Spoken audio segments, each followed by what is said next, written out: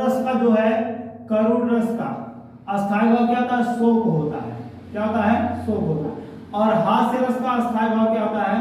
हास होता है। क्या होता है? हास होता है। करुण रस का अस्थायी भाव शोक होता है और हास्य रस का अस्थायी भाव हास होता है।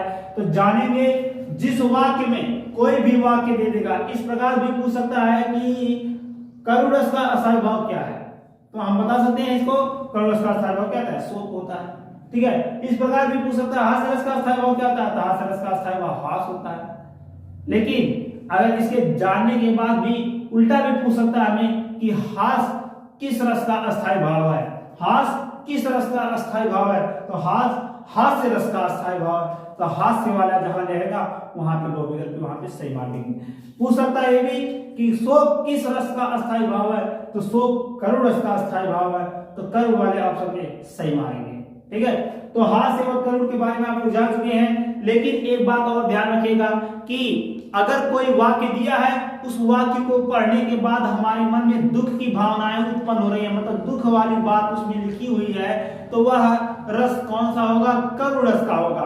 उसी प्रकार से अगर जिस वाक्य में हंसी आ जाए पढ़ने के बाद, या उस वाक्य में हंसी का वाक्य छिपा हुआ हो, तो उसे हम हास्य रस मानेंगे। बात समझे? जैसे हंसी नामक हंसी शब्द अगर उसमें लिखा हुआ है तो हास्य रस रहेगा, और शोक नामक यानी कि मूर्छित जैसे आ गया, शोक आ गया, रोने का आ गया, इस प्रकार का अगर मिलेगा तो वह क्या हो जाएगा? करुण रस का रहेगा। और हंसी नामक शब्द लिखा रहेगा या हंसी लिखा रहेगा तो वहां पे हास्य रस होगा। तो दोनों रस आप लोग समझ चुके होंगे।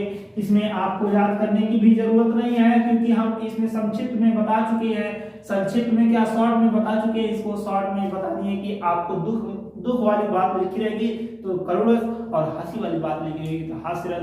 तो अस्थायी भाव पूछेगा तभी, और अस्थायी भाव का रस कौन है वो भी। तो आप लोगों को खाली दो ही रस याद करना है और दो रस अच्छे से समझना है। चलिए देखते हैं यहाँ पे 5 करुण रस का उदाहरण लिखा हुआ है। देखिए पहले पंक्ति में देखिए रोना मिला, दूसरे पंक्ति में शोक मिला है, तीसरे पंक्ति में देखिए मूर्छित मिल गया, चौथे पंक्ति में देखिए दुख मिला है दूसरे लाइन में, और पांचवें पंक्ति में देखिए हमें आसवन मिल गया। तो इससे हम पहचान लेंगे कि यह कौन सा रस चल रहा है? करुण रस चल रहा है। ठीक है। अब देखते हैं हास्य रस आ गया हुआ है।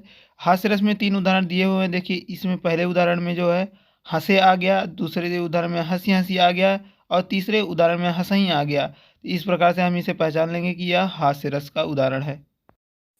करुण रस हास्य रस का बहुविकल्पी किस प्रकार पूछेगा, इसको हम यहाँ पे देखिए दिखा दिए हैं, और इसका क्वेश्चन का आंसर भी दिया है।